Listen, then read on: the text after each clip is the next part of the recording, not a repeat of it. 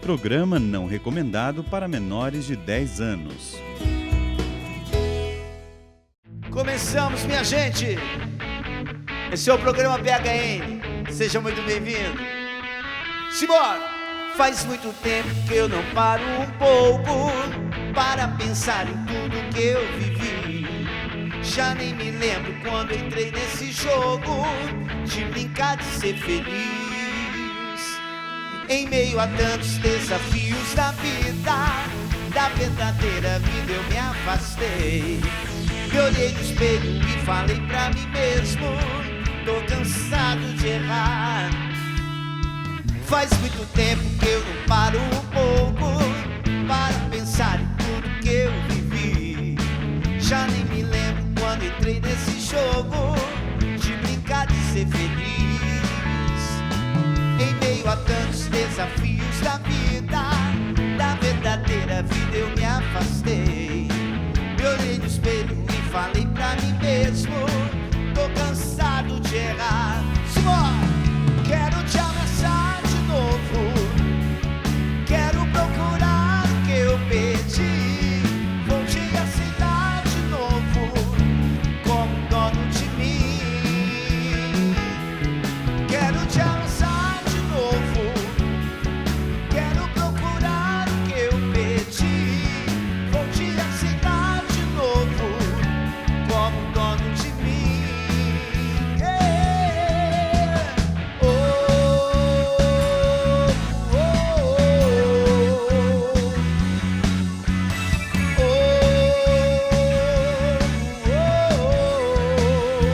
Simbora! Faz muito tempo que eu não paro um pouco para pensar em tudo que eu vivi. Já nem me lembro quando entrei nesse jogo de brincar de ser feliz. Oh, em meio a tantos desafios da vida, da verdadeira vida eu me afastei. Me olhei no espelho e falei pra mim mesmo: tô cansado de errar. Simbora! Quero te abraçar de novo, quero procurar o que eu perdi. Vou te aceitar de novo como dono de mim. Quero te abraçar de novo, quero procurar o que eu perdi. Vou te aceitar de novo como dono de mim. Oh yeah! Quero te abraçar de novo, quero procurar o que eu perdi. Vou te aceitar de novo como dono de mim.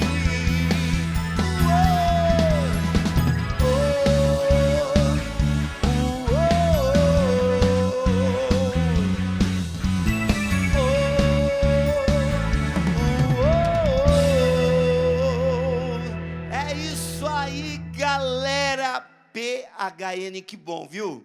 Que bom nós estamos juntos mais uma terça-feira, ou talvez você esteja acompanhando a gente pela reprise, não é mesmo? Então, sempre aqui no PHN, nós trazemos essa proposta, tá bom? O PHN, ele é mais do que um programa de televisão, ele é mais que isso. Aliás, ele é até mais que um acampamento.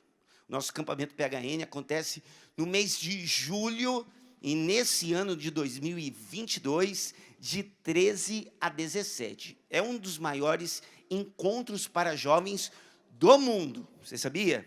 A gente só fica atrás da Jornada Mundial da Juventude. Então, nós estamos falando do segundo maior encontro para jovens do mundo, que acontece aqui na Canção Nova. Mas, ainda assim, o PHN não é só um programa de televisão e não é somente um acampamento. O que o PHN é? O PHN é uma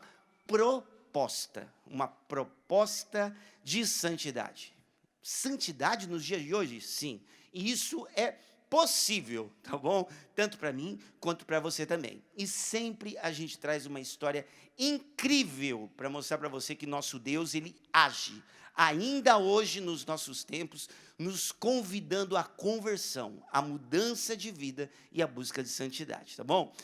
O programa de hoje nós vamos contar uma história de um cara que, olha, na sua juventude, no cigarro, na bebida, misturado com remédio, fazia uma mistura bem louca, foi deixado na frente do hospital, né? Levado para um hospital, levou um encontro, um baque com Deus, mudou de vida, hoje canta na igreja, a família lindíssima, vale a pena você acompanhar o testemunho de hoje, tá bom? Bom, mas deixa eu dar uma boa noite para a galera que está aqui trabalhando comigo, né? Os nossos câmeras aqui, todos os meus irmãos aqui trabalhando na central técnica, uma galera afinadíssima, tá bom? Porque a gente não faz nada sozinho aqui, viu, gente? Tem muita gente trabalhando, a equipe dos câmeras, a equipe do departamento de áudio, enfim, uma galera grande, tá? Muita gente, iluminação, enfim. Ó, no mínimo, pelo menos aí umas 15, de 15 a 20 pessoas, pelo menos, trabalhando agora para levar o programa PHN para você, tá bom? Boa noite para a banda também, Ministério de Música Canção Nova, obrigado, viu? Valeu, galera, mais uma noite aí juntos, tá bom? Galera fera demais também, aliás, um grande abraço aí para todo o Ministério de Música Canção Nova, beleza? Muita coisa para falar, muita história para contar, mas deixa eu chamar logo o convidado de hoje, tá bom? Diretamente da cidade de Cruzeiro, São Paulo, pertinho aqui de Cachoeira Paulista. Prepara o groove, vamos lá, vamos receber ele, Joel Nascimento. Chega para cá, meu irmão.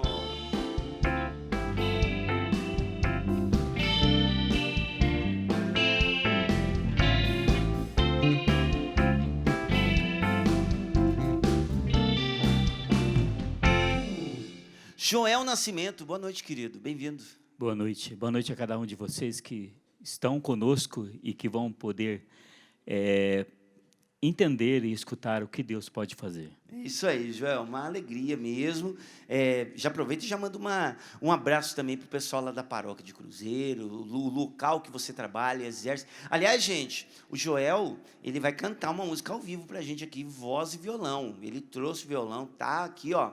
Tá com o violãozinho ali, apostos. Daqui a pouquinho o Joel vai cantar para a gente aqui também uma canção aqui. E o Joel trabalha, qual que é a paróquia, Joel? Onde que você exerce hoje o seu ministério dentro da igreja? Eu exerço na capelania do Oratório em Cruzeiro. Pertence à Matriz Imaculada Conceição. Mas moro na paróquia Santa Rita e São Sebastião.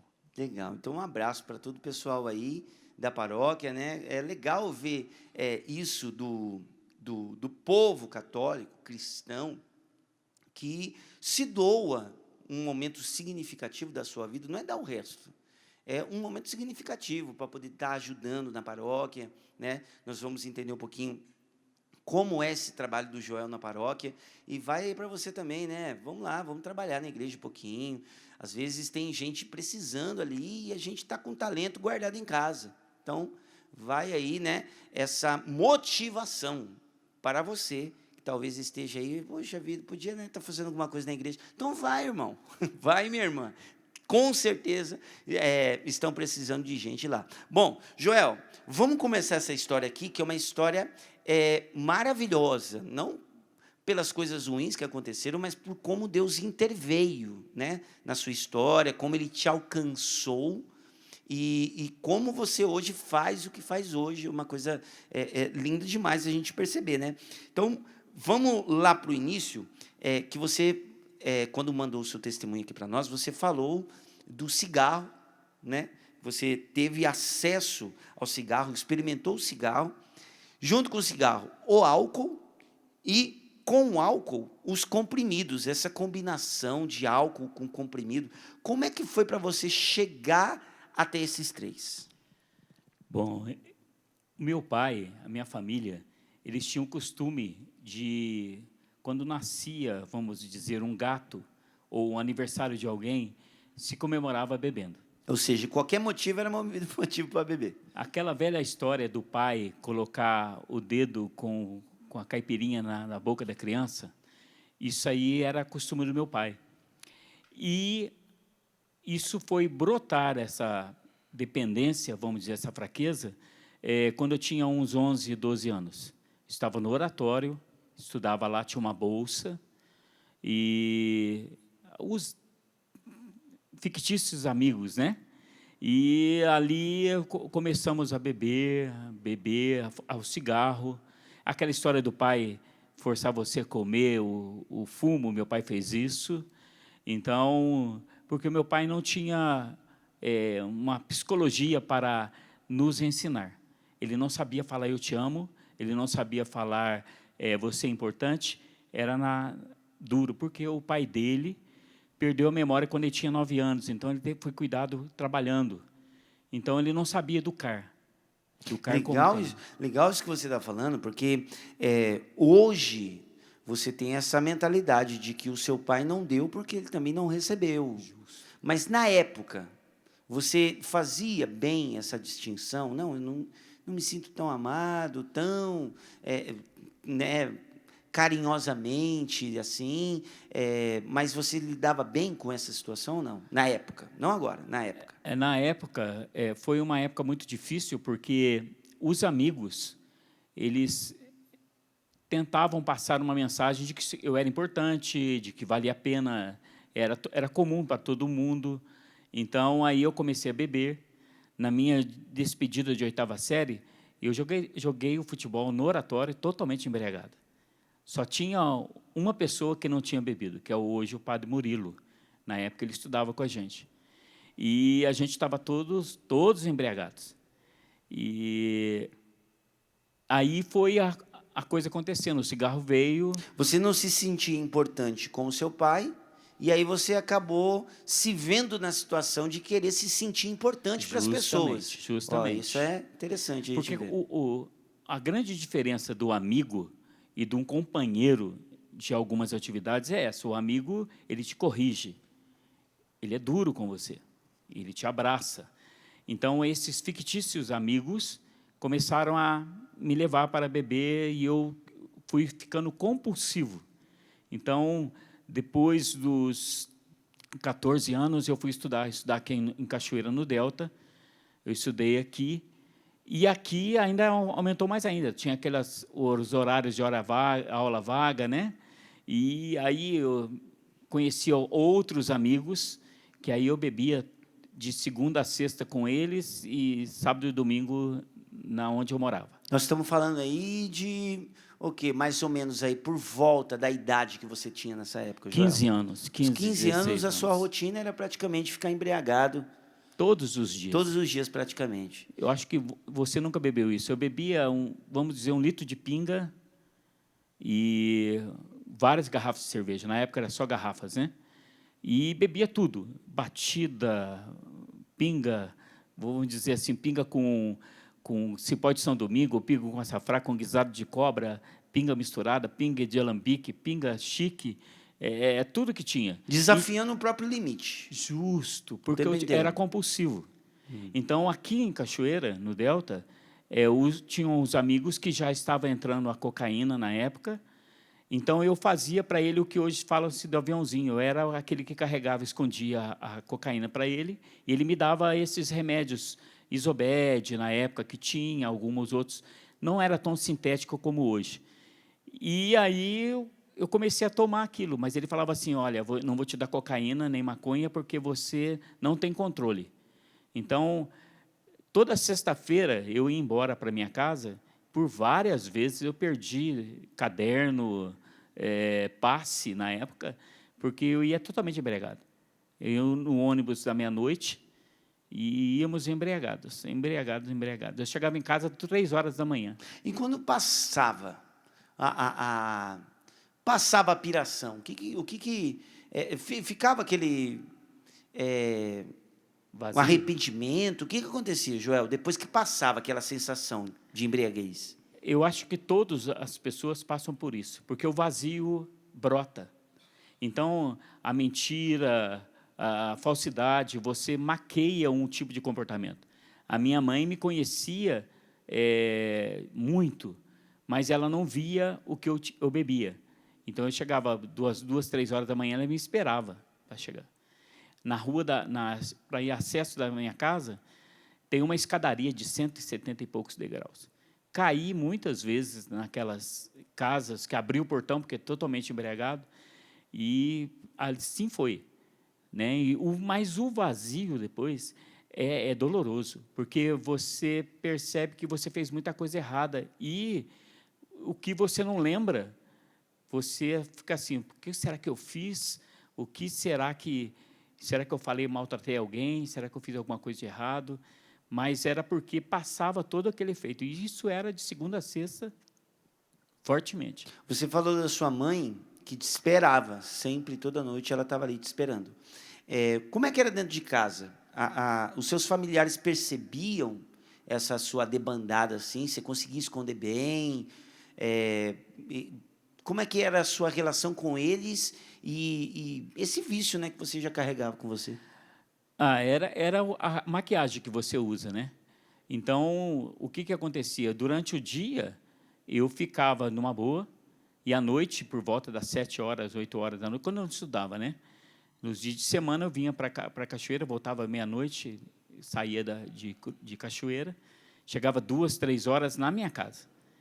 Então, tinha uma descida ali onde agora é uma escola. Então, você, só voltando, você morava em Cruzeiro e estudava em Cachoeira Paulista aqui. De Cachoeira Paulista a Cruzeiro dá o quê? Uns 20 minutos? 20 minutos de 20 ônibus. minutos, né? De 20, ônibus? 25. Então, você saía da escola, aqui em Cachoeira Paulista, à noite, e ia para Cruzeiro, de volta para casa.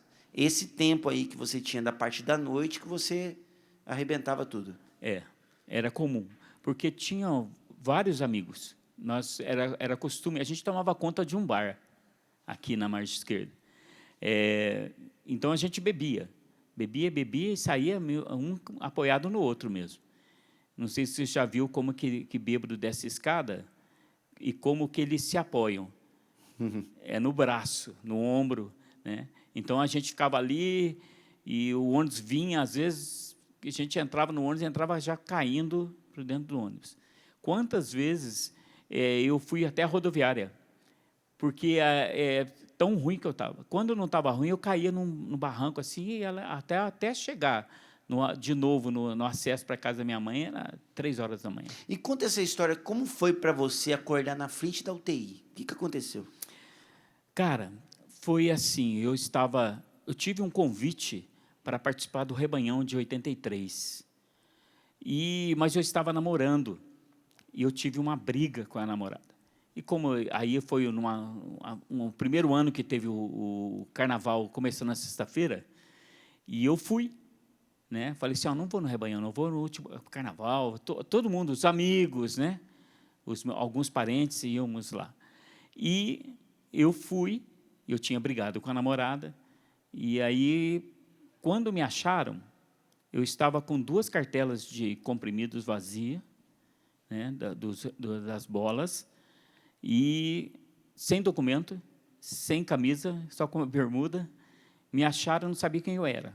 Então, acharam na porta do Brasil e me levaram para Santa Casa. E ali eu acordei. Quando eu acordei no outro dia, no sábado, por volta de 10 horas, 10h30, por aí, eu estava na porta da UTI, parado, numa maca, estava com aquela roupa que eles colocam, molhado, e aí uma enfermeira com o dedo no meu pulso. Aí a primeira palavra que ela me disse, graças a Deus você acordou. Mas não sabia quem eu era. Aí ela foi esperando você voltar, de todo aquele movimento, ela foi contando que eles me acharam, fizeram lavagem estomacal, deram choque, massagem cardíaca, porque eu só tinha um pouquinho de pulso. E quando ela acordou, ela foi assim, como é que você chama? E aí a cabeça sua está totalmente longe. E aí eu falei para ela assim, eu estou no céu? Porque era tudo branco, uma porta branca, ela de branco. Aí fiquei ali. Aí ela foi conversando comigo, ela falou assim, você é filho de quem? Eu falei assim, olha, da dona Josefa, seu João, da Zefa, eu conheço. Será que é essa que mora no Jardim América? Eu falei, sim, é.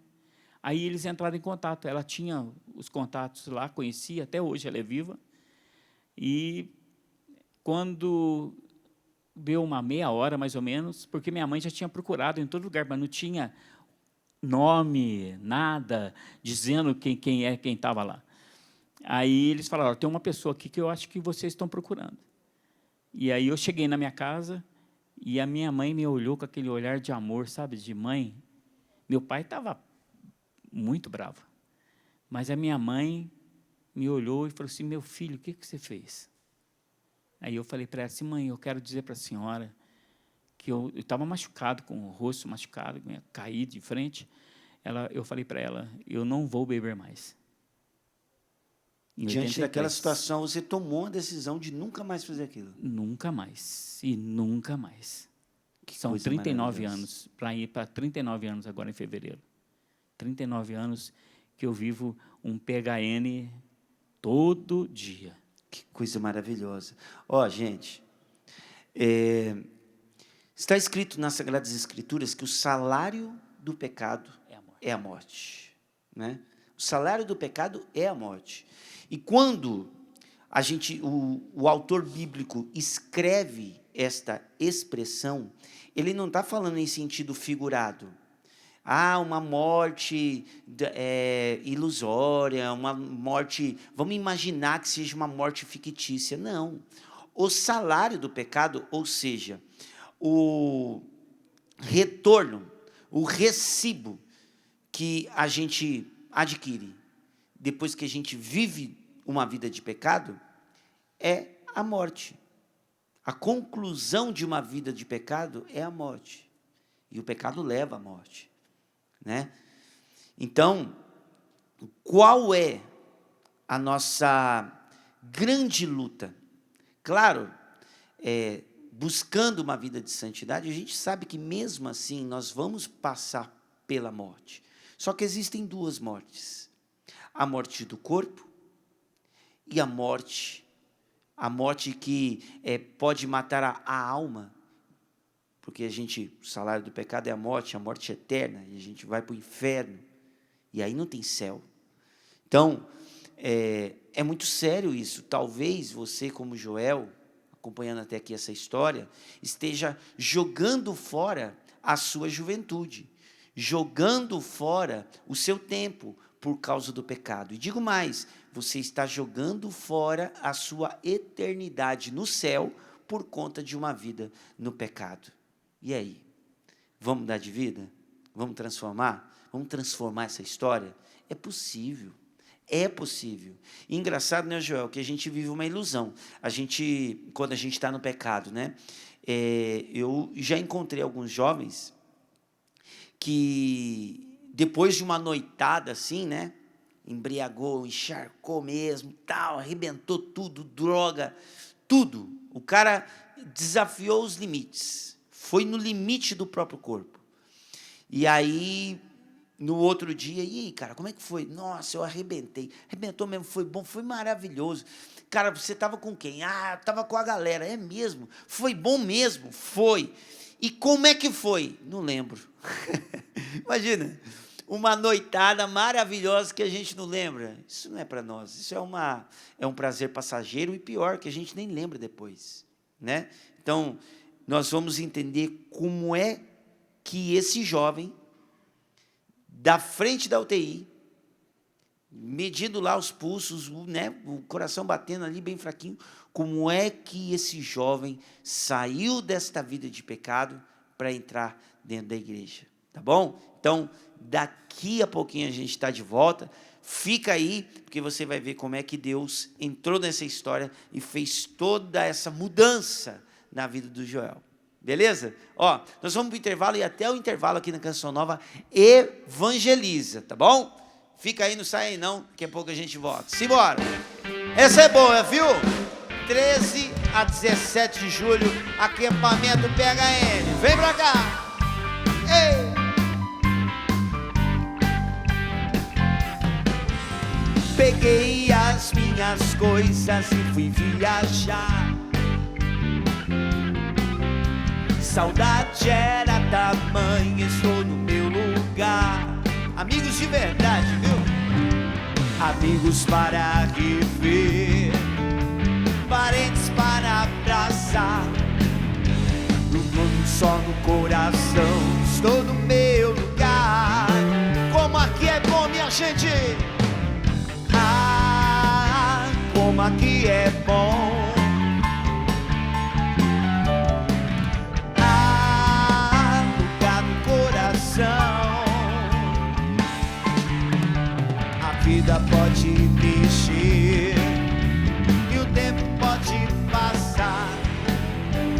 mas não existe lugar no mundo como a canção nova em Cachoeira Paulista. Ei! Meu Deus me ensinou, não dá pra disfarçar. Aonde estou é bom, mas tem o meu lugar. E quando estou com os meus, até pareço renovar. E sei que posso prosseguir, a minha voz é amar. Como aqui é bom, canta aí. Ah, como aqui é bom. Ah, lugar no coração. Ei, ei, a vida pode mexer e o tempo pode passar, mas não existe lugar no mundo como meu lugar. Espírito Santo, aquece de novo o coração do teu povo que está à espera do Senhor.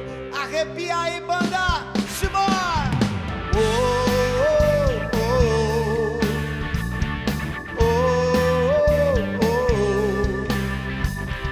oh, oh, oh. Vem, Espírito, ó luz das decisões, amor dos corações, venha conduzir nosso sentir, nosso pensar, vem nos libertar de todo mal. Ei, Espírito Santo, aquece de novo o coração do teu povo que está à espera do Senhor. Yeah. Espírito Santo, aquece de novo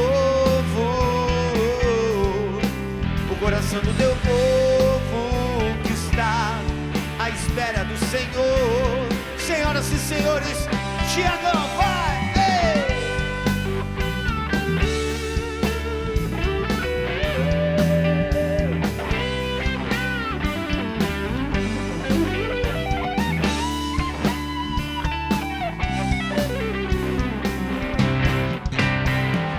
Com teus 7 dons, força e poder, podes libertar cada um de nós, e as nações conhecerão a paz verdadeira. Vai, Espírito Santo, aquece de novo o coração do teu povo que está à espera do Senhor. Yeah. Espírito Santo, aquece de novo o coração do teu povo que está à espera do Senhor.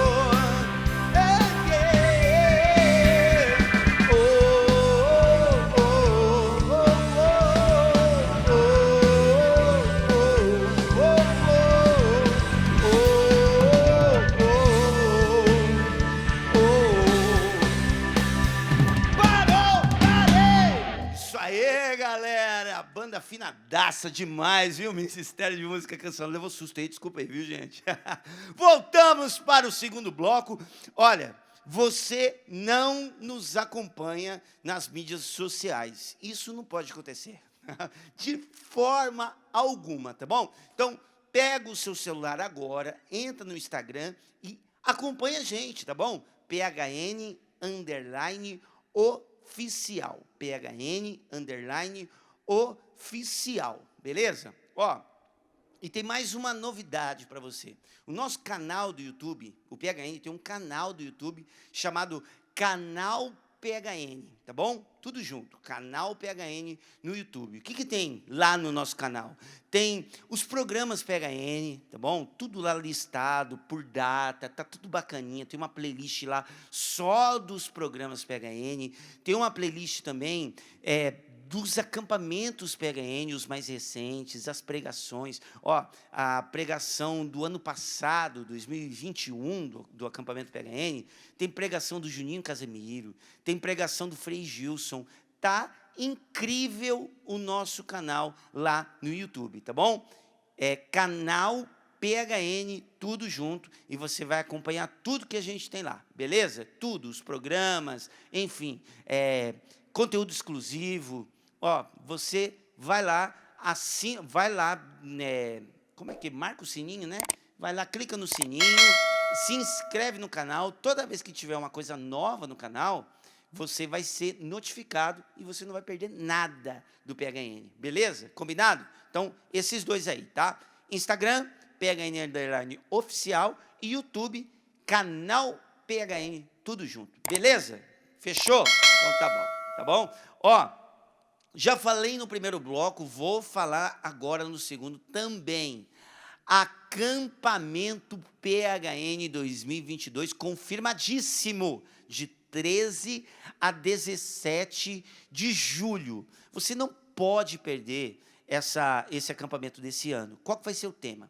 O tema do PHN 2022 é upstream. O que é upstream? É rio acima, tá bom? É uma técnica de pescaria que você pega e vai pegando os peixes contra a corrente. Isso porque no acampamento nós vamos falar do pescador de homens. Esse vai ser o tema bíblico, né? Não temas, doravante, farei de vós pescador de homens. PHN upstream.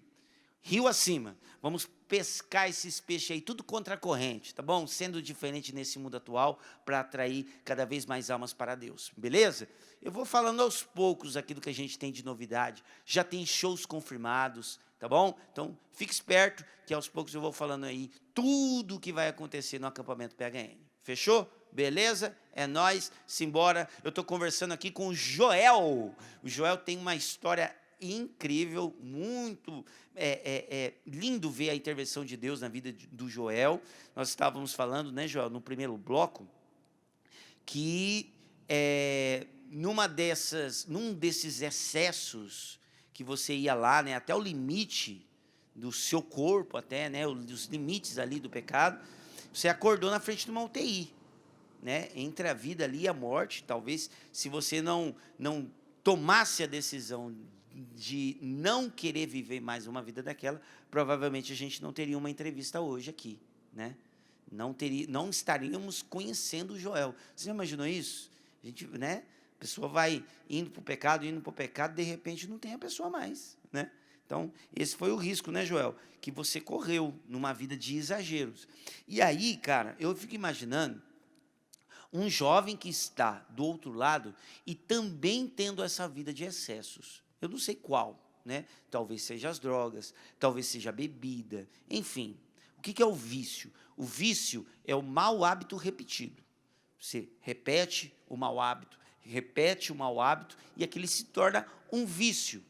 Ao contrário do vício, nós temos as virtudes. O que é virtude? É o bom hábito repetido. Só que a pessoa vai abandonando uma vida de virtudes e vai entrando numa vida de vícios, né? E aí, Joel, para essa pessoa que está nos acompanhando agora, para esse jovem, para esse adulto, né? Enfim, todo mundo que estiver agora acompanhando o PHN, se você fosse falar para um jovem, ó, vou te dar alguns motivos para você abandonar a vida de vícios.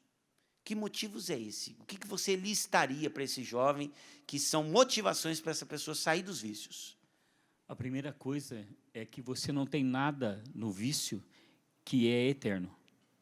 O vício, ele é um mal que aparentemente te traz satisfação. Seria a primeira coisa. Segunda, buscar ajuda. Buscar ajuda. Quem me ajudou? Em 83, eu estava com 22 para 23 anos. 23 para 24, né? Sou de 59. E quem me ajudou foi um grupo de jovens.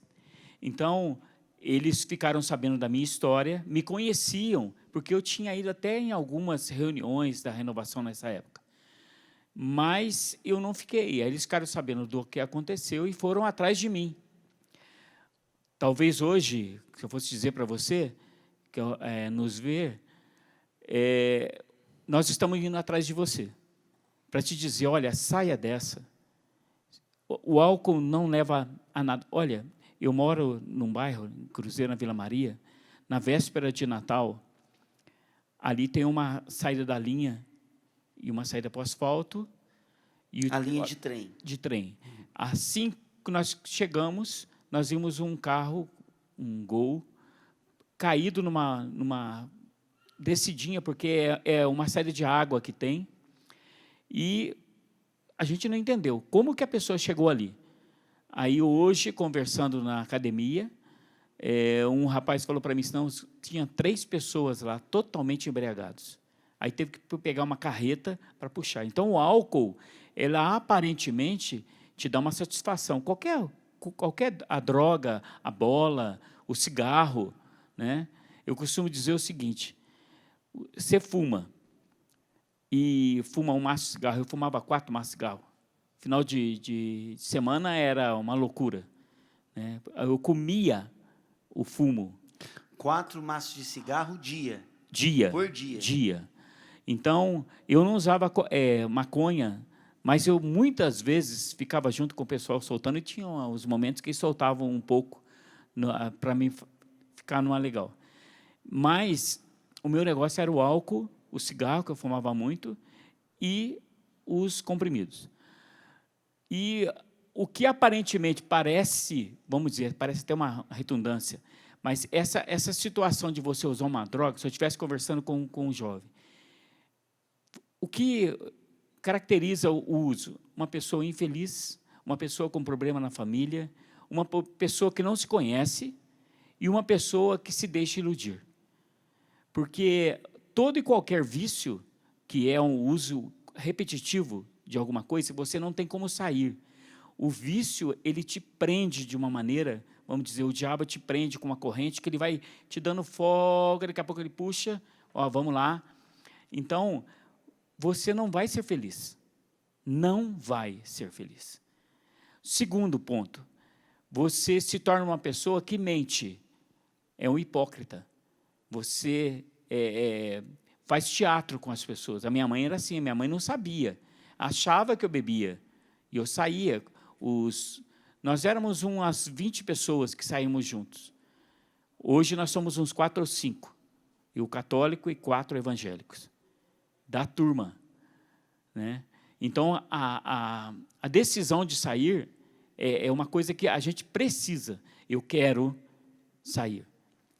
O segundo passo é você procurar ajuda. Então, tem muita gente. Eu costumo dizer para as pessoas que eu atendo, eu tenho hoje um ministério de oração por cura e por libertação. E eu acompanho os jovens, adultos, nesse período de pandemia, de depressão, tudo. E eu falo para a pessoa, não vale a pena. Se você pegar os casos, vou te dizer outro. Esses dias eu tive um caso de uma pessoa que está com problemas de questão de definição sexual. E eu falava para essa pessoa justamente assim, olha, isso aí é passageiro. Você está numa fase de descoberta. E assim como aconteceu comigo, eu não me sentia bem. E eu gosto de conversar olhando nos olhos, como eu estou olhando para você. Porque nos olhos a gente consegue perceber se aquilo está conseguindo encontrar espaço dentro do coração da pessoa. Porque quando a gente vive da mentira, da hipocrisia, a gente engana a gente. E engana os mais próximos. Mas a Deus a gente não engana, Ele sabe tudo de nós. Como diz a palavra, antes que a palavra venha à minha boca, Ele já sabe. Então, nada é escondido dEle. Então, esse decisão, reflexão, procurar ajuda e ter coragem. E o quinto, dar passos. Jesus, ele fala na sua palavra, ele fala assim, aquele que quiser, primeiro, renuncie a si mesmo, tome a sua cruz. Aí o quarto passo, siga-me. Então, esses passos, esses 5 passos, a gente precisa ter.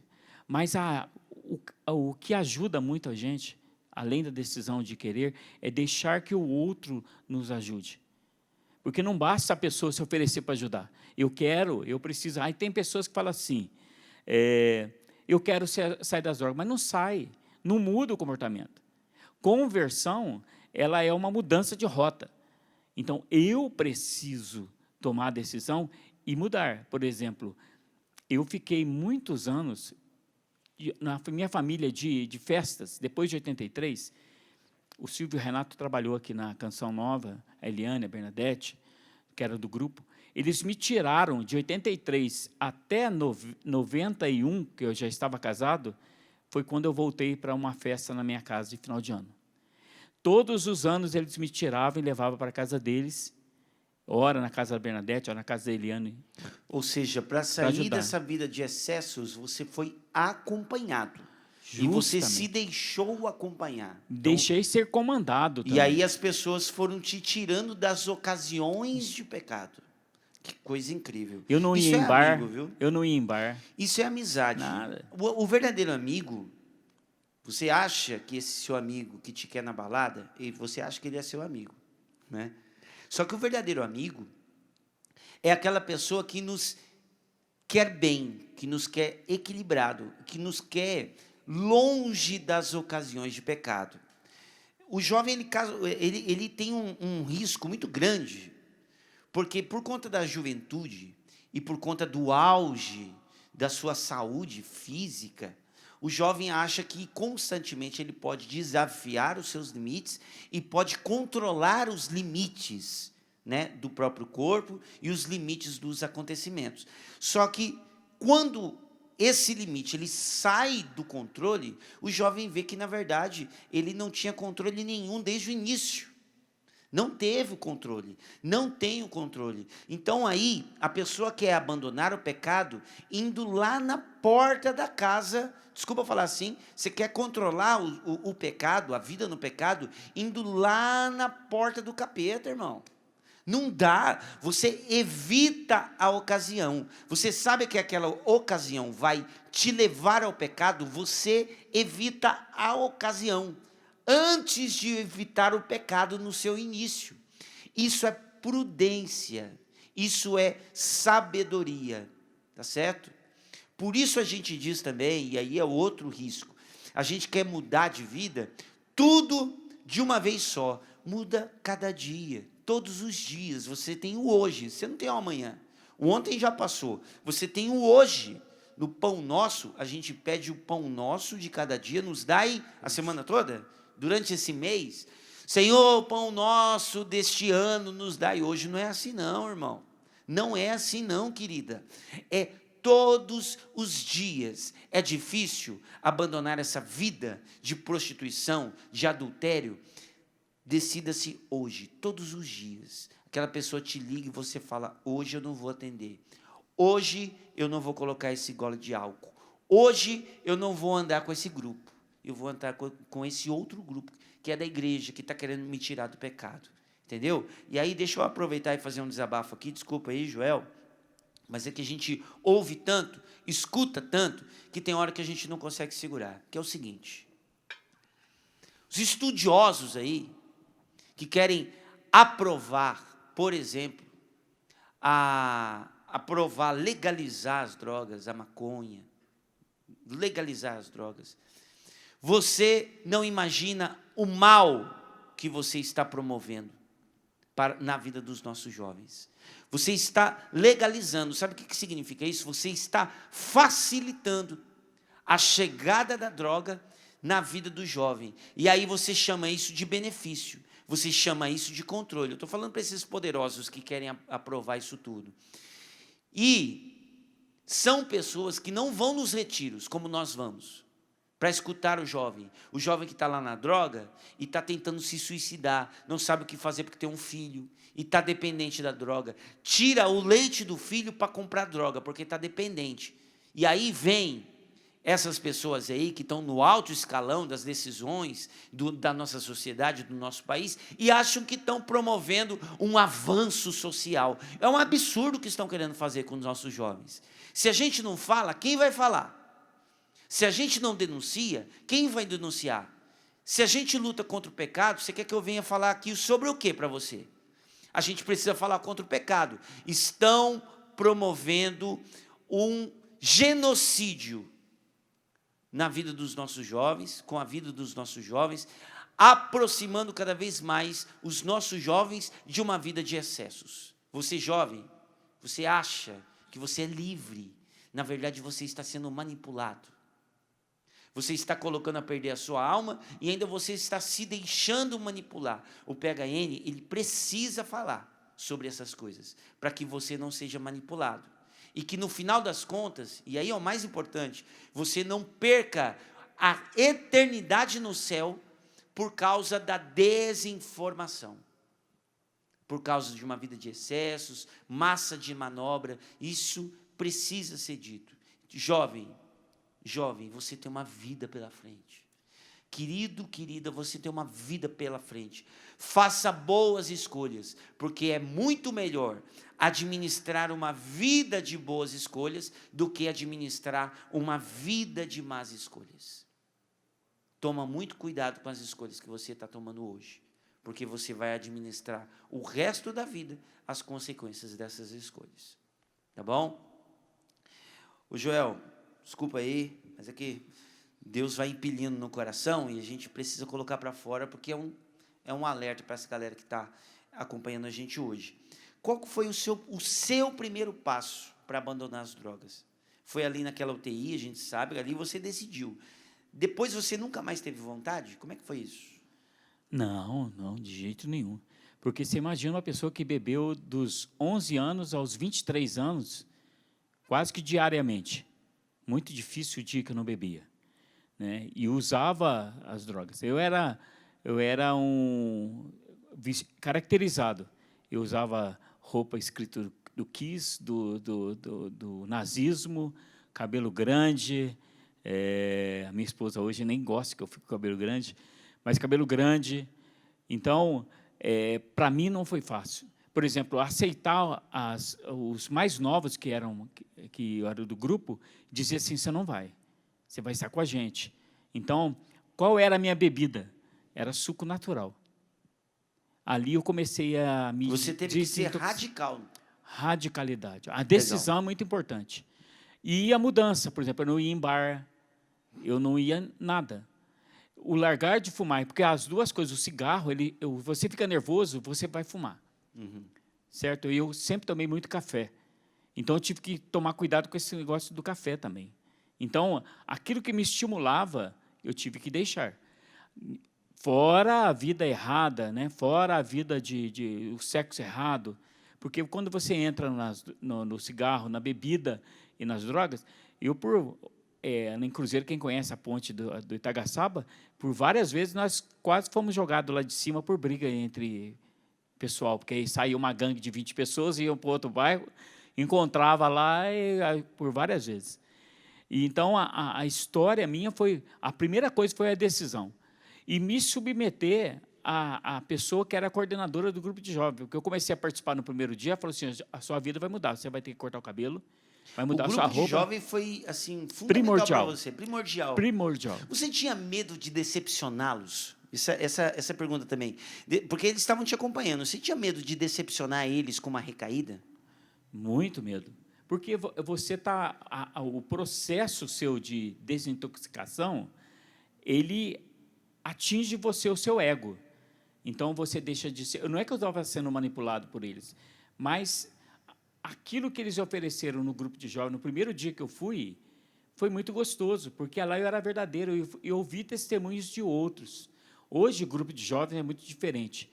Na época que a gente participava, você tinha música, você tinha oração, era depois da missa das 10, na Matriz Imaculada, mas você tinha pregação, já dividia em grupos, e o que a palavra falou para você? Não era só sensitivo o negócio, né? Não, era não. alimento sólido. Tinha estudo da palavra. Que legal. E foi uma época muito boa, porque a gente conhecia o pessoal de Piquete nos encontros, Nelsinho, né?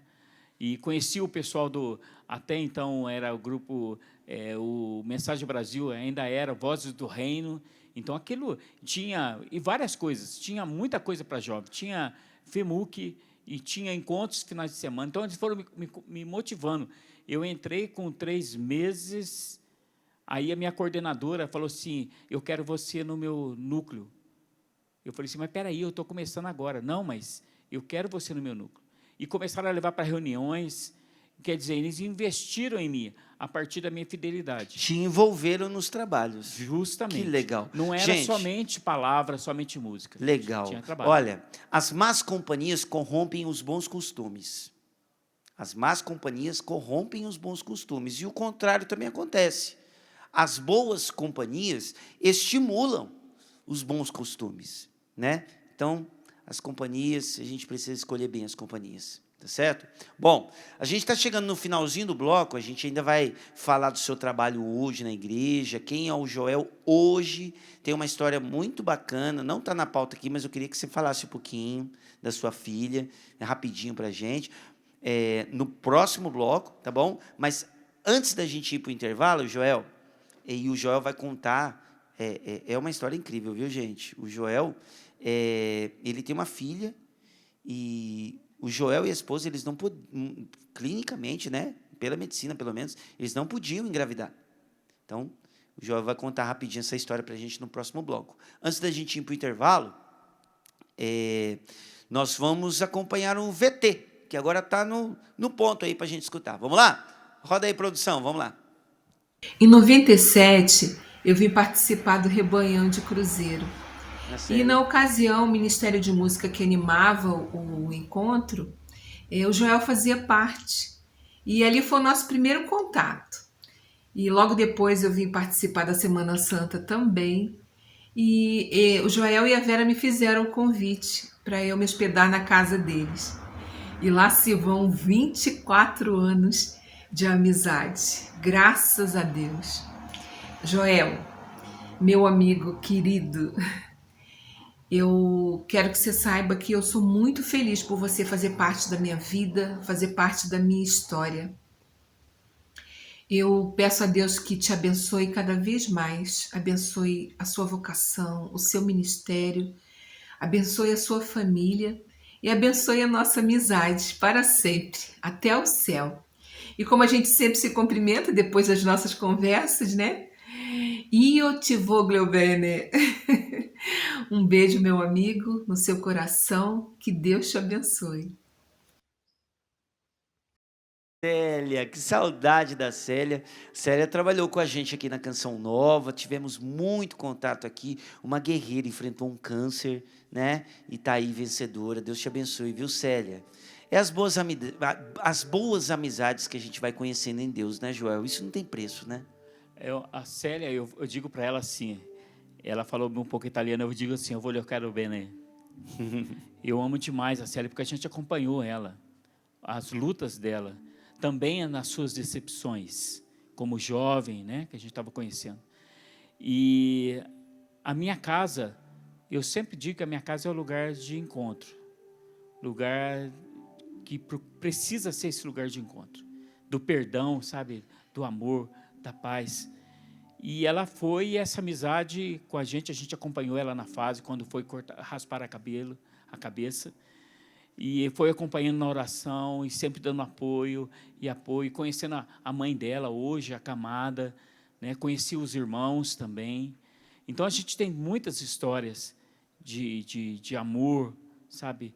Como eu amo a Célia. Que são coisas que a gente não experimenta nas falsas amizades.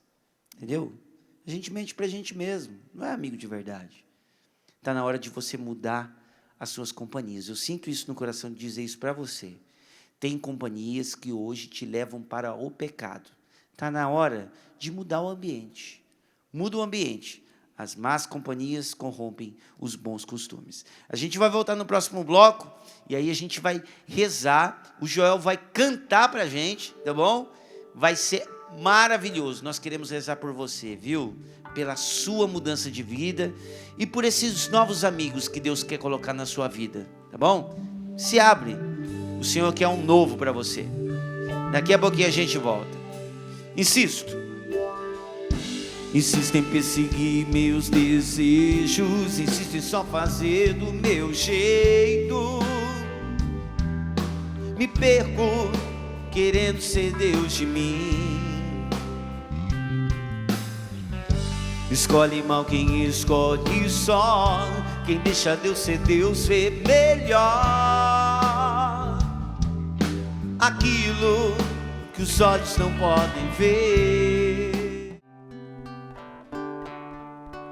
Quando estou bem perto daquele que sei que é o pastor, nada me pode acontecer, pois ele virá em meu socorro.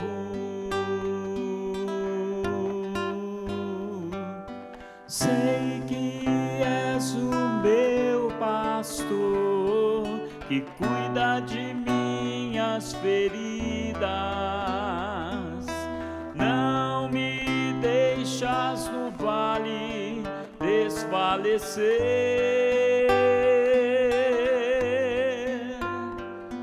Por isso nada temo contigo, Senhor.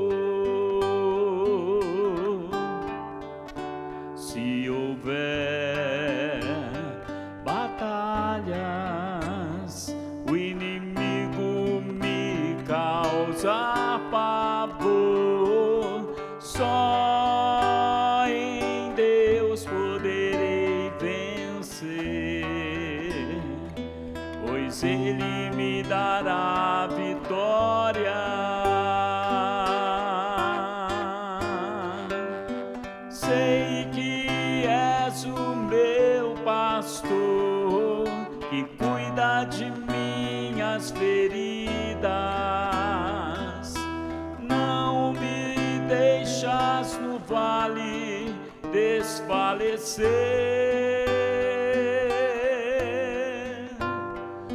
Por isso nada temo contigo, Senhor.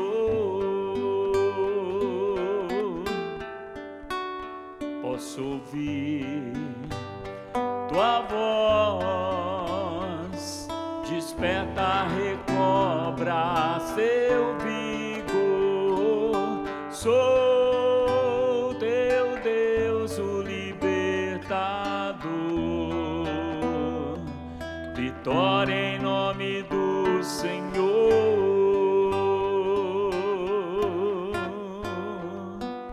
Sei que és o meu pastor, que cuida de minhas feridas. Não me deixas no vale desfalecer.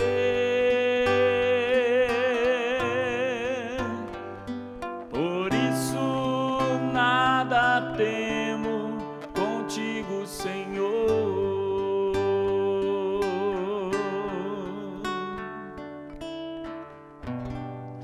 É isso aí, minha gente, programa PHN. Nós estamos conversando aqui com o Joel, trouxe essa música tão incrível para nós. E eu costumo dizer sempre aqui, claro, aqui no programa PHN, a gente traz também os jovens, né, para poder falar, para poder contar um pouco da sua história também. Mas a gente vê um homem já com família, né, com a sua filha tem 29 anos, né, vai fazer 29 agora em janeiro.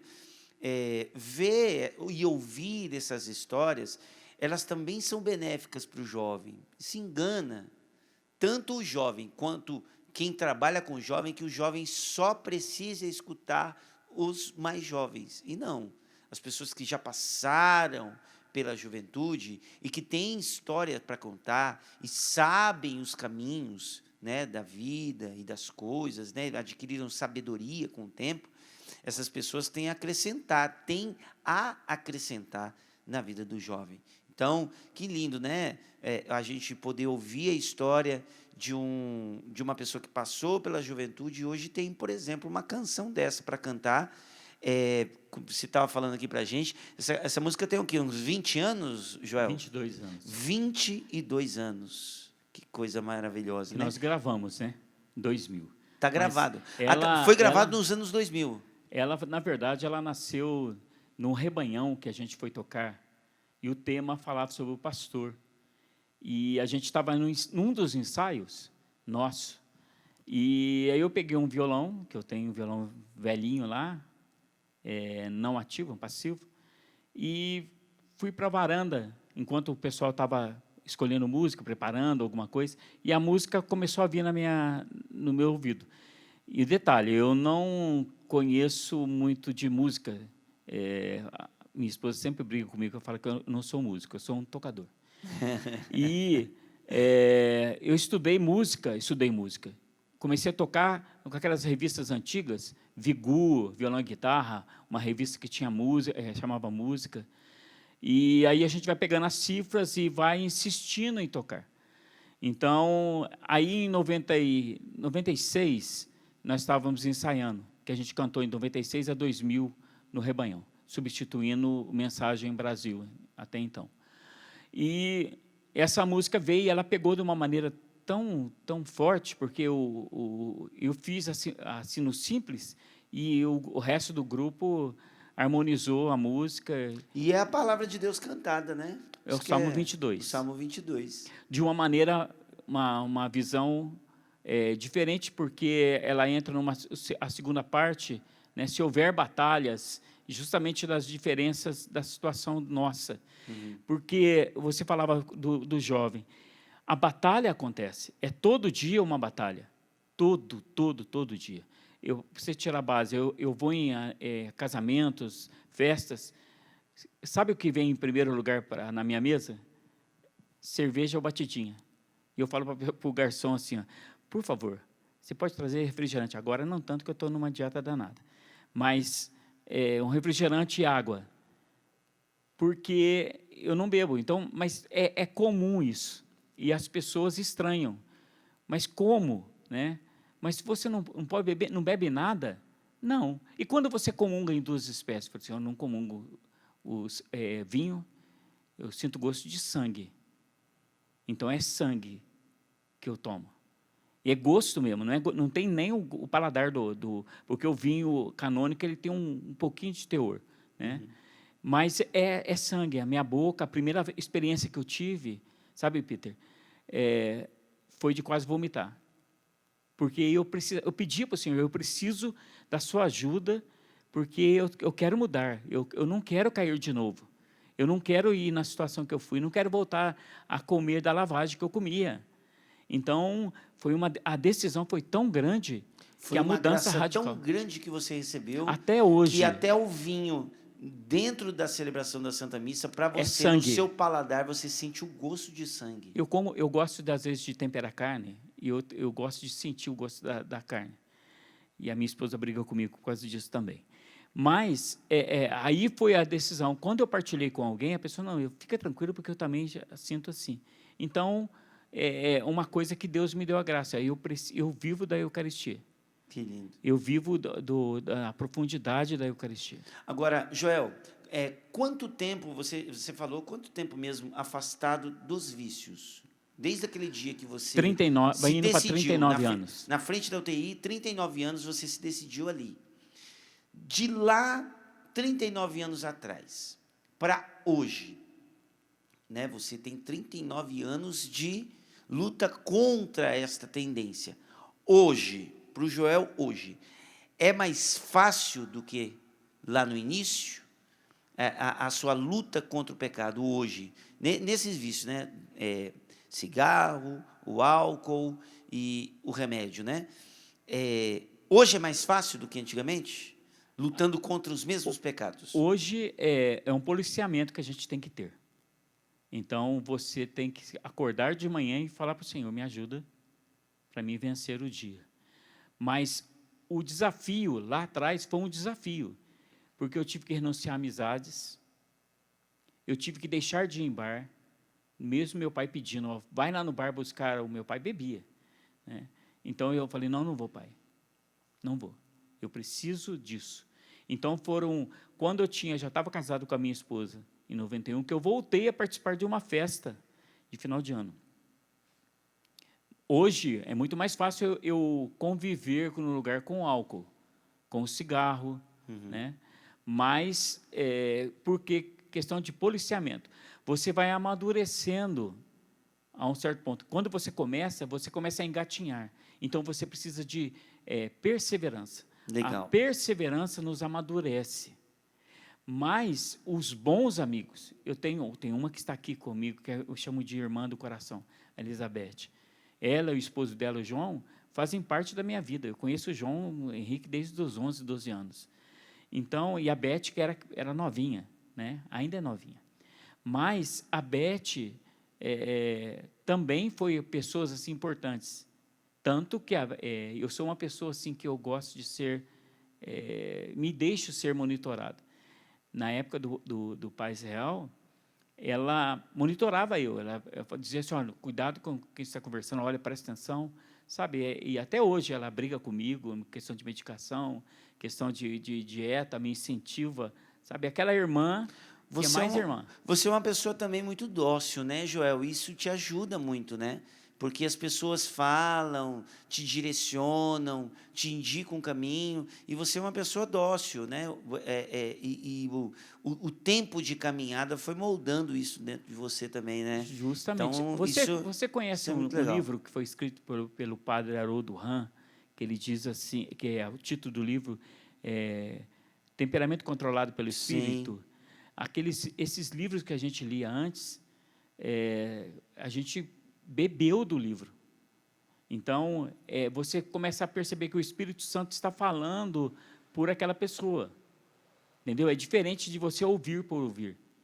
Escutar é uma coisa, e ouvir, aquilo entra, vai lá e encontra espaço. Quer dizer, eu permito que aquela palavra, aquela direção, aquela correção. Então, o grande desafio para você que quer sair de algum vício é se permitir ser orientado. A orientação e o grande mal que hoje tem na sociedade é isso, falta orientadores, pessoas que sejam um norte, uma seta, sabe? Porque você, como você falou da maconha, né? Mesmo medicinalmente, você sabe que sem querer ser, hoje o que se fala na televisão encontrei um carro com 1.000 quilos de maconha, 1.000 quilos de cocaína, né? E, às vezes, a pessoa que usa cocaína não sabe. A cocaína, o processo de purificação dela para virar a cocaína legal, ela passa por é quimicamente terrível. As pessoas que usam crack é a mesma coisa que comer, cheirar uma defecação humana. Porque ali está tudo. Então, a pessoa se submete para 15, 20 minutos. É impressionante. E aqueles que comandam, eu sempre digo, a vontade de ir e de bater neles. Mas a gente, por amor, a gente faz um outro caminho. Só que essas pessoas não têm dependentes. Porque você trabalhar um dependente, por exemplo, Tadeu, eu e mais o Nelsinho, o diácono Nelsinho, de Cruzeiro, somos ex-dependentes. E que Deus agiu na minha vida, Deus me derrubou, não foi nem como Paulo que caiu do cavalo. Deus me jogou lá no coma alcoólico e numa overdose, para poder me dar uma chance. Mas eu escutei, assim como Paulo, quem és tu, Senhor? E aí esse Senhor tem comandado na minha vida. Então, é a docilidade ao Espírito Santo que fala através do irmão. É isso aí. E hoje, nós vemos uma engenharia social acontecendo. Por quê? O que acontece? Hoje, na sociedade, nós estamos vendo aquilo que antigamente só era muito cantado, mas hoje nós vemos como, de fato, uma crise na sociedade. Tem uma canção que diz que os meus heróis estão morrendo de overdose, né? Hoje, o que a gente vê? A gente vê na sociedade uma carência de pessoas sábias. Nós estamos carentes de pessoas sábias, pessoas que educam, pessoas que conduzem, né? Mas isso é fruto de uma engenharia social, porque o que deveria estar sendo o norte de um impulso educador, né, que tem se aprendido, não nos conduz para a sabedoria, está nos conduzindo para uma funcionalidade. E aí, o real sentido da educação ele foi esvaziado. Qual que é a consequência disso? Com o passar dos anos, a gente está vendo cada vez mais a ausência de pessoas sábias. Por exemplo, talvez você conheça, um médico que é um fumante compulsivo. A pessoa tem o diploma da medicina, ele conhece a funcionalidade, mas a sabedoria de não viver aquilo que o prejudica, ele não consegue. E olha que ele é um médico, ele sabe, ele vê, ele estuda sobre aqueles componentes químicos presentes ali no cigarro. Mas o que é isso? Porque conhecimento é diferente de sabedoria. E hoje nós estamos na crise de homens sábios, de pessoas sábias. Então, isso acaba, né, nos afastando da sabedoria. É cada vez mais difícil. A gente é cada vez mais informado, mas a gente não tem acesso à sabedoria. Nós, né, não conseguimos chegar até a sabedoria. A crise dos homens sábios, né? Fruto de uma engenharia social. Infelizmente, como que a gente muda isso? Como é que a gente muda esse jogo?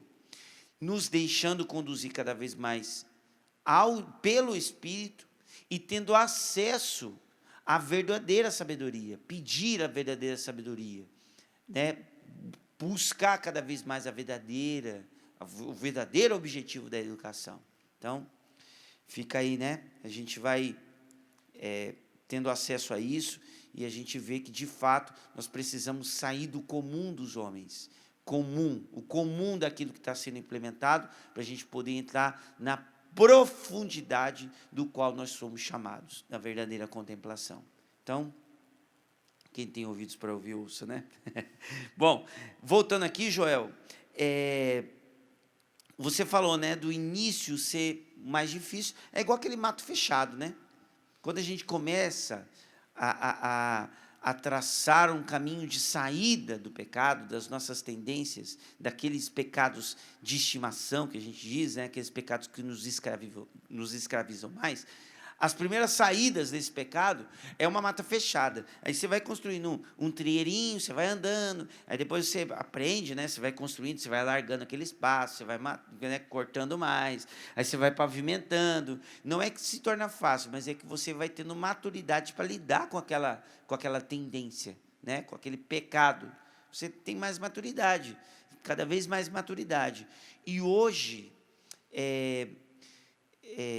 a sua maturidade te permite não só abandonar esses vícios, né, que te escravizaram, mas também de desfrutar de grandes graças que Deus permite você experimentar. Fala para a gente rapidinho, ô Joel, como é que é essa história? Você não podia engravidar e, de repente, você teve essa grande graça de Deus. Eu sei que, né, o programa está chegando ao final, a gente vai rezar, pedindo o Espírito Santo, como você disse, né? Esse temperamento controlado pelo Espírito, a pessoa controlada, guiada pelo Espírito Santo. Mas antes da gente rezar pedindo o Espírito Santo, fala um pouquinho disso. Como é que é isso? Você não podia ter filhos e, de repente, você tem você teve essa graça. Conta para a gente rapidinho como é que foi isso. Eu tinha uns 14, 15 anos, eu fui fazer uma série de exames. Eu tinha que emagrecer, e uma série de exames, e o médico pediu um dos exames, tinha o exame espermatográfico. E aí ele chegou com o resultado e falou assim, olha, vou te dizer uma coisa, você não poderá gerar filhos, porque a quantidade de espermatozoides, de potencialidade de espermatozoides, seu é 0,0000. Ele falou assim, olha, você não, resultado, você não pode gerar filhos. Nem se você tomar algum tipo de medicação, algum tratamento, você não pode. Aí passou o tempo. Aí eu namorei, não entrei na comunidade, namorei, terminava. Aí foi até eu encontrar minha esposa agora. E eu partilhava lá no canto lá, que quando eu comecei a perceber que o meu sentimento por ela estava sendo mais forte, eu me lembrei dessa história, dessa minha deficiência. Eu falei, meu Deus, ela como mulher deve ter o sonho de ser mãe, e eu não posso enganá-la. E nós estávamos na fase de namorando para noivado, né? E a gente, eu escrevi uma carta para ela e coloquei assim, olha, eu estou terminando, mas você lê essa carta e é o motivo do encerramento, tá? Do nosso relacionamento. Mas a gente atendia pessoas em cruzeiro, inclusive a Verinha Reis também. Algumas pessoas não são mais vivas. E a gente atendia pessoas e eu tinha que estar com ela. Então, a gente estava terminados, mas juntos. E aí, a Ana Rita, a Verinha, ela procurou essas pessoas para conversar, com certeza foi procurar. E elas orientaram que se o seu sentimento é verdadeiro, vai à luta, né? Eu acredito que deve ter falado, a questão da paternidade, maternidade é outra coisa. Porque o amor supera tudo isso. O amor supera. E aí ela decidiu voltar. E nós nos noivamos, casamos, 1 ano e meio a gente já estava casados. E foi em 90. Em 92, mais ou menos, um dia a gente ia almoçar com meu pai e minha mãe, e aí a minha mãe falou assim, você percebeu que a Vera está comendo mais? Eu falei, mãe, ela deve ter gostado da sua comida, né? E minha mãe sempre temperava muito bem. E aí ela, tá bom. Eu acho. Falei, não, mãe. E eu já sabia do meu problema. Eu não tinha nem partilhado com a minha mãe sobre isso, né? Aí ela foi fazer o exame periódico com o ginecologista e ele falou, eu tenho duas notícias, uma ruim e uma boa. E entre a ruim, ele falou assim, olha, você não tem nada, né? Boa, você não tem nada. A ruim é que você está grávida. E ela ligou apavorada para mim, chorando porque ela estava com medo, né? Então ela tinha uma série de coisas. Porque não estava esperando, né? Também, mas era porque ela tinha também alguns problemas e tinha a questão emocional da mãe. Ela perdeu a mãe quando ela era pequena. Mas aí que está, né? Aí nasceu a Natália. A Natália hoje 29 anos, né? Como a gente falou. Casada também. Casada. A minha esposa, quando a gente estava perto de casar, a gente teve um episódio muito parecido também. Minha esposa me chamou e falou assim, olha, a gente está namorando sério e tudo mais, só que eu quero que você saiba que a minha chance de gravidez é muito pequena. Minha esposa ainda tem endometriose, faz tratamento. E ela também teve vontade de terminar por conta disso, por talvez não conseguir me levar até uma paternidade. E aí, eu disse para ela assim, olha, não ter um filho vai ser difícil para mim, mas não ter você vai ser 2 dores, né? Porque eu não vou ter um filho e não vou ter você. Então, entre sofrer 2 vezes e sofrer uma só, eu prefiro sofrer uma só, não tendo um filho, mas tendo você. Resultado, a gente se casou, a gente tem hoje 2 filhos, o Theo de 5 anos, o Heitor de 3 anos, e aquilo que era impossível para Deus se tornou possível. Por quê? Porque quando a gente vive do Espírito, pelo Espírito, a gente não é conduzido apenas pelas coisas, né, aqui deste mundo. Nós somos conduzidos pelo sobrenatural, né? Nós somos conduzidos pelo sobrenatural. Aquilo que é impossível para os homens, para aquela pessoa que é conduzido pelo sobrenatural, tudo é possível. Nós temos um VT aí preparado, Joel. E daqui a pouquinho a gente vai fazer um breve momento de oração por você, tá bom? Roda aí o VT. Vamos lá. Olá, eu sou Elizabeth, amiga do Joel, irmã de Joel de caminhada. Hoje perguntaram para mim quem é o Joel na minha vida. Quem é o Joel na igreja, na caminhada, no serviço. O Joel para mim é um exemplo de perseverança, de alguém que está sempre disposto a servir e a se reinventar nesse serviço. Ele procura sempre fazer aquilo que é melhor para louvar o Senhor. Às vezes, ou melhor, quase todo dia, ele compõe alguma coisa e sempre me manda a música e pergunta o que você achou. Eu respondo para ele que eu ainda não escutei, que eu vou escutar orando a canção que ele fez. E é isso que eu peço a Deus, Joel, que a sua música, que a sua canção seja sempre uma oração para Deus. Nós aqui em casa te amamos muito. Beijo meu, do João, de toda a família. Linda, Joel. São amigos que perceberam e que já descobriram que você canta não somente com as palavras, mas com a vida, né? Isso é maravilhoso. Vamos lá, gente, vamos rezar um pouquinho? Vamos chegar lá perto de Nossa Senhora ali, Joel, pedindo por um breve momento que o Espírito Santo toque a todos nós, que o Espírito Santo venha. Assim como no cenáculo, Nossa Senhora estava presente. Nossa Senhora, ela é a onipotência suplicante. O que significa isso? Significa que Nossa Senhora tudo pode, pelo poder da súplica. Ela é a onipotência suplicante. Agora, imagina Nossa Senhora pedindo o Espírito Santo. Ela é a cheia de graça. O derramamento do Espírito Santo ali no cenáculo foi abundante e muito se deve à presença de Nossa Senhora naquele lugar. Assim como foi abundante a vinda do Espírito Santo sobre os apóstolos, é que eu peço pelas mãos de Nossa Senhora, pela presença de Nossa Senhora, eu peço agora que a presença do Espírito Santo seja poderosa na sua vida, querido. Poderosa na sua vida, ao ponto de levar você a uma vivência no sobrenatural. Vivemos sim nesse mundo, mas conduzidos pelo sobrenatural. Vem Espírito Santo agora tocar na mente, no coração desta pessoa que nos acompanha.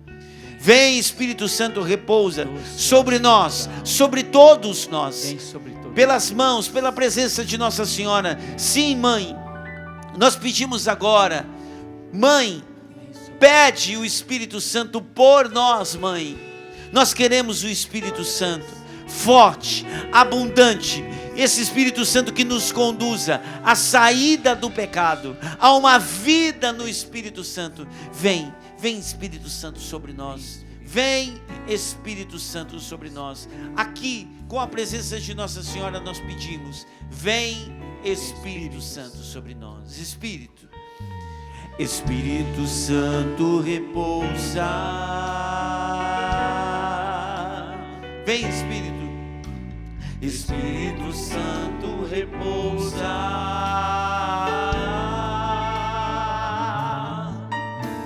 Espírito Santo repousa. Vem sobre nós. Espírito Santo repousa sobre nós, sobre todos nós. Espírito Santo repousa sobre nós, sobre todos nós. Espírito Santo repousa sobre nós. Obrigado, Espírito Santo. Obrigado, Espírito Santo, porque o Senhor agora trabalha em nós. O Espírito Santo santificador, aquele que santifica, aquele que nos leva, aquele que causa em nós santidade. Obrigado, Espírito Santo.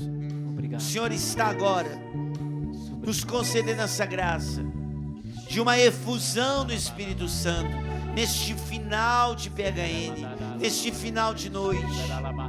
Obrigado, Senhor.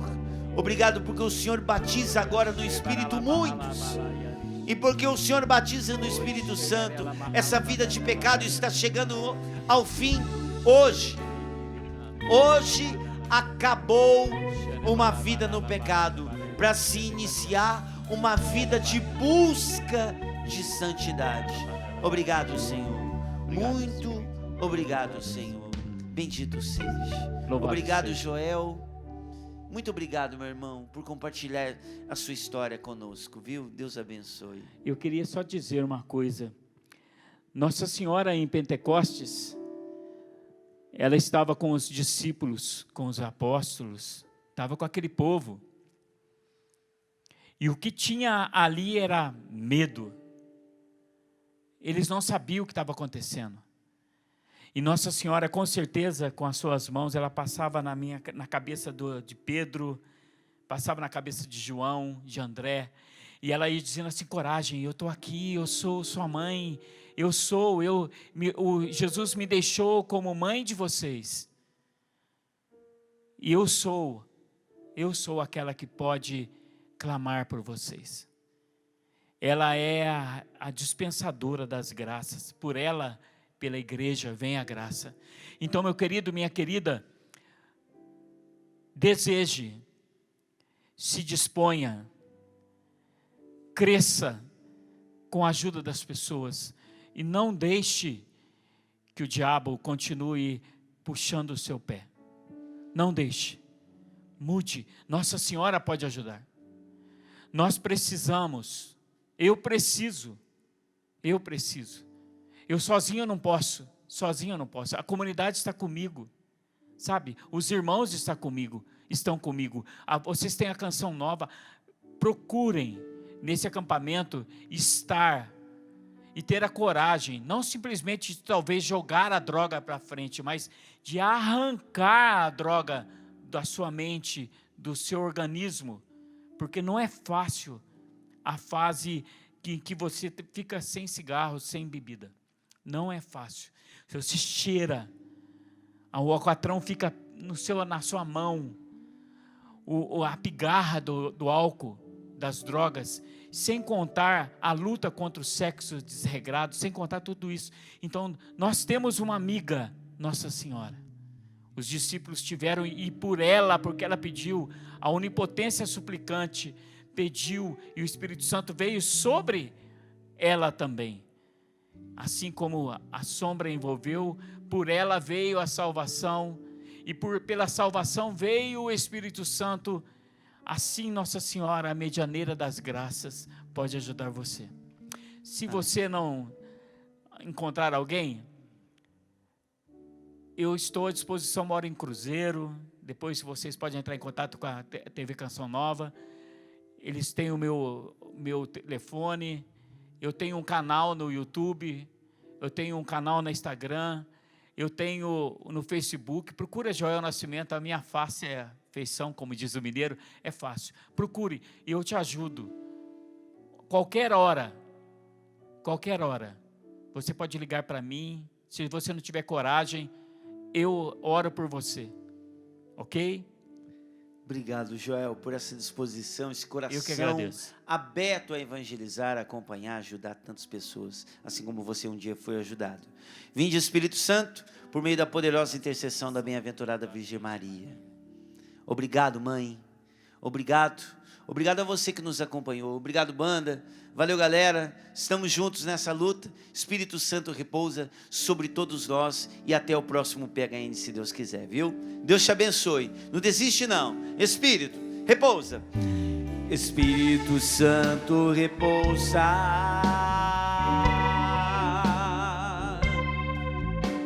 Espírito Santo, repousa. Traz unção a nós. Traz unção a nós, Espírito Santo.